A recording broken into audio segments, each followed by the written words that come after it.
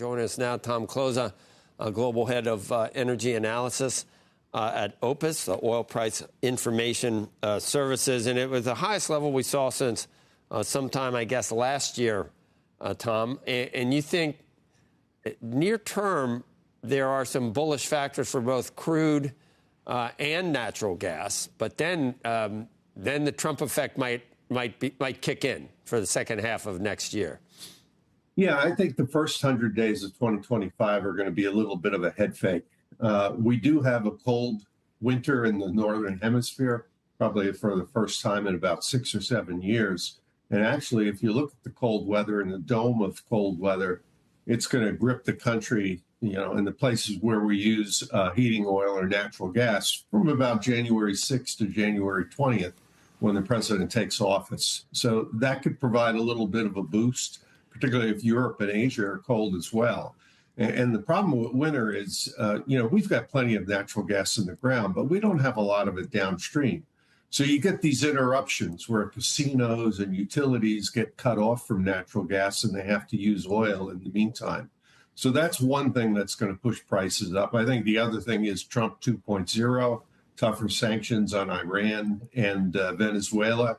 And not to be lost in this, the biggest fundamental of all is money flow. And an awful lot of new money flows into oil futures and options in January.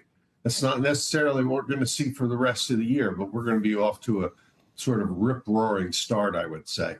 Even though you point out big money is more enamored of crypto in big tech, but beginning of the year, you still expect the energy complex to attract some of that money. So you think 80 is not out of the question for crude? We were just talking about how it's been in such a trading range, but then some of the lowest prices we've seen since before the pandemic. Yeah, I mean, there's normally a high tide that takes you from, let's say, the middle of December into April or May and pushes crude oil prices up by anywhere from 20 to 43%. So we may see some of that, maybe not as dramatic as in the past. And $80 plus is not a big deal. We always overreact to the upside and we'll overreact to the downside.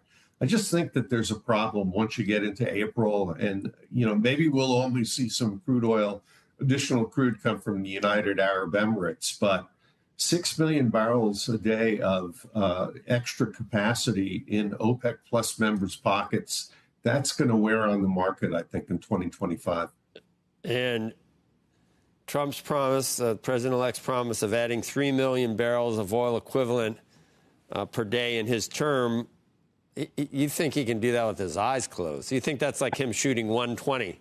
And you point out with his scorekeeping prowess at golf. I think that's funny that you said that.